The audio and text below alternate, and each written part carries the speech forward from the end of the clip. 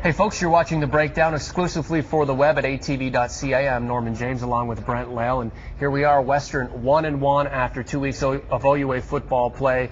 Some might say it should be a disappointing day for Western coming off a heartbreaking loss at Ottawa, but I say nonsense to that. The fact they are 1-1, pretty good stuff. Yeah, when they first lost Nathan Riva and they had the four top teams, or what they perceived to be the four top teams in the province, lined up week 1, 2, 3, and 4, I think at that time you would have said 3-1, 2-2, they'd be pretty happy with that because they'd still be in the mix with what's going on. They've got a huge matchup coming up against Mac, but if they get through that, 2-1 through 3 games, Western looking pretty good. Western could be 2-0 right now, but losing out on a 6-point lead with 2 minutes to go. What are you going to say about Ottawa? Frank Sinopoli, the best arm in the country right now, leading that charge down the field. When they had to make the big play, they got the big play. Western loses in heartbreaking fashion, but they're going to have to take something away from that game and build on it because Mac's coming to town.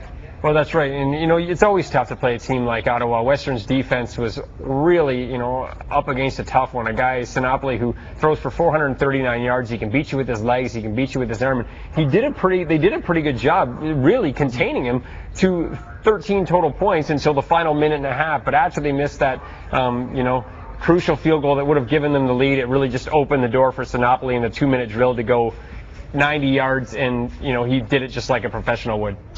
Is this indicative of a defense that's not as good as we think it is based on that just blowout of Laurier, or is this a situation where they were trying to stop the unstoppable?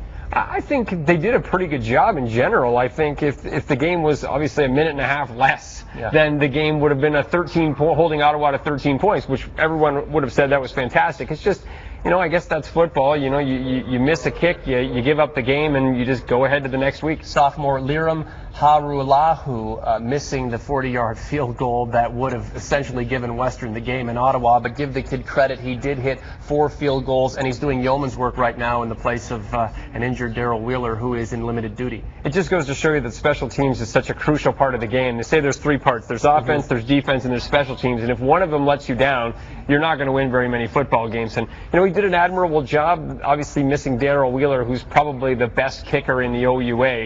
You know, when he gets back, which will be sooner rather than later, the Mustangs will have all 3 facets of their game, you know, right at the top. The thing is, Western's running game almost non-existent in Ottawa. And, hey, Donnie Marshall in his second full-time start as Western's QB. Typical Donnie Marshall start, 9 for 20 passing, 210 yards, an interception. It's not like he's going to blow the doors off, but he's going to be steady. And if Western can tighten up on the defense, it looks good, maybe 6-2. Yeah, I think so. I think that's what many would have predicted at the beginning of the season. And right now, with the way they've looked through the first 2 games, I would say they beat up on some of the lesser teams, split against the good ones, and you end up 6-2. But that's still 5 weeks away. The Sarnia Sting all over A Sports right now. A preview courtesy of you, and then we have Alex Golchenyuk's story coming up as well.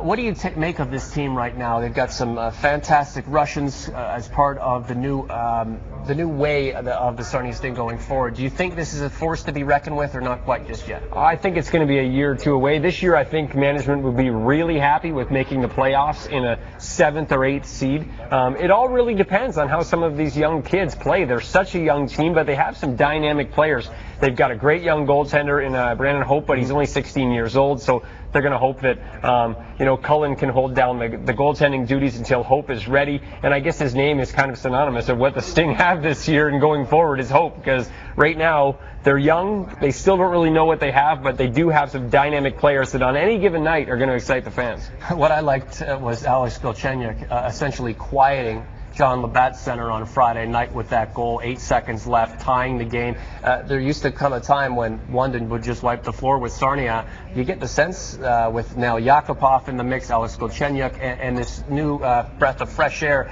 that is the new way of thinking in Sarnia. I don't think that's going to be the case anymore when the Sting and Knights go head-to-head. Well, I think the Sting are definitely going to be a team that can compete with anyone. Last year, they had a rough season. They finished worst overall. But when you look at where they would have finished in the Eastern Conference, they would have been a pretty, average team. So the Sting, last year they held their own, but this year they have much more talent, and I think they're going to give the Knights a run for their money every time they play them. They went one tie and one win in 2 preseason games. It's only preseason, but it's something to build on. Yeah, but will it be a short tenure as a Sarnia Stig member for Alex Galchenyuk, a la Steve Stamkos? If that's the case, I feel bad for the fans of Sarnia because they get to know this player. He does help achieve some success, and then he's out the door heading to the NHL. Make no mistake, Galchenyuk's eyes are on the big prize, and that is the NHL. If he could stick around for 3 years, maybe this team knocks at the door and then contends for a championship. It's high time the Sting did win a championship. Windsor's won a couple. London typically wins. Kitchener,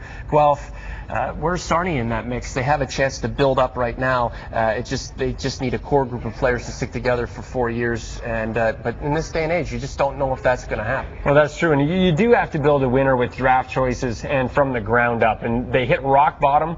Now they've started from scratch. They've got an impact player in Galchenyuk. Yakupov, the 2nd overall import pick in the Euro draft. This kid can really play. He's going to be dynamic. But you got to start from the bottom. Sometimes you got to hit rock bottom to reach the top, and that's what the Sting did last year. Michael Liambis resurfaces straight off of his stint with the Thunder, the Prairie Thunder out of Bloomington, playing in the IHL. Now he is going to be trying out for the Toronto Maple Leafs at the rookie tournament here in London. Michael Liambis suspended for the remainder of his OHL career after hitting a Ben Finelli from behind in Kitchener.